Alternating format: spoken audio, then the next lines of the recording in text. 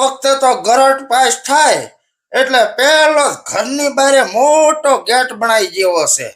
એટલે કોક ફોન કરીને પૂછે કે તમારું ઘર ચોકન છે તો કેવા તો થાય કે ઘરની આગળ મોટો ગેટ છે, એમાં હેડે આવો બધું.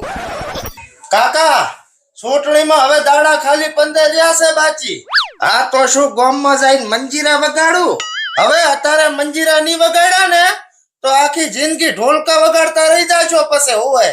અલ્યા જે કેતો હોય સોખે સોખું કે આમ ગોથળા મચવાય. હવે સોટણી ઢુકડી આવી છે તો ગામમાં જઈને સભા બીજી ભરો એમ કહું છું. અલ્યા શોકેર, સભા એને ભરવાની હોય જેની સામે કોક સોટણી લડવા ઊભું રહ્યું હોય.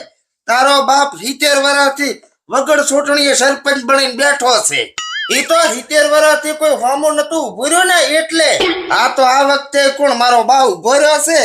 તમારો બા નહીં, ઓલા ભુજરાનો બા ભરે હારો ફોરમ. કોણ ઓલો માધવ?